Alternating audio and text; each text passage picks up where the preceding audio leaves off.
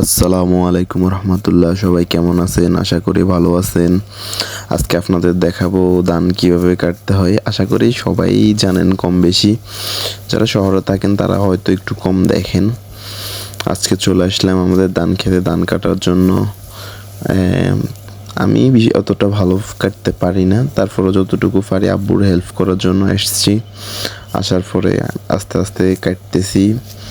তারপর মনে হইলো যে এটা একটা ভিডিও বানাই কেমন হয়। আব্বু পাশে কাটতেছে, উনি আমার চেয়ে অনেক ভালো কাটে। ওনার 1/4 কাটতে পারি না আমি, এতটাই। ধান কাটা দেখে আশা করি বুঝে যাইতেছেন। এখন অনেকক্ষণ ধান কাটলাম। আমরা যারাই গ্রামে থাকি না কেন, আমাদের জীবনটা কিন্তু অনেক সুন্দর হয়। যখন ধান রোপণ করি তখনও কত সুন্দর সবুজ ঘেরা চারদিক। ধান রোপণ করতে যতটা না ভালো লাগে, কাটার সময় তার চেয়ে বেশি ভালো লাগে। কারণ আমরা যত কষ্ট করে ধান রোপণ করি না কেন, তার ফলাফল কিন্তু ধান কাটার পরে পাই। যখন দেখি যে আমাদের ভালো ধান হয়েছে তখন আমাদের মন ভালো যায়। আর যখন দেখি একটু কম হয়েছে, একটু খারাপ লাগে। ছোট ভাই ও খুবই ব্যস্তভাবে ধান কাটতেছে, দেখেন কিভাবে কাটে।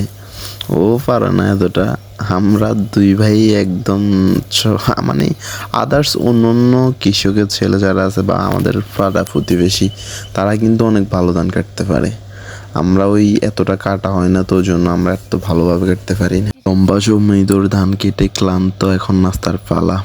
ছোট ভাই ঠ্যাং ট্যাং আনতে বলছিলাম, ট্যাং আনা নাই, স্যালাইন আনছে, স্যালাইনে পানি করছে। তারপর সিঙ্গারা আনছে, সিঙ্গারা খাইতেছি দুই ভাই মিলে। আব্বুকে ডাকছি, আব্বু এখনো আসে নাই, আব্বু একটু পর আসবো। তারপর দুই ভাই মিলে মজা করে সিঙ্গারা খাওয়া শেষ করে আবার চলে গেছি মাঠে। আবার শুরু করে দিচ্ছি কাটতে থাকবো। আজকে শুক্রবার, আজান দিলে তারপরে নামাজের আগেই আমরা যাব। আমি বলছি যে পুরাটা শেষ করে ফেলবো, কিন্তু আমাদের কাটার যে বরকত, তাতে পুরাটা কাটা সম্ভব হবে না। তারপরও দেখি কতটুকু কাটতে পারি।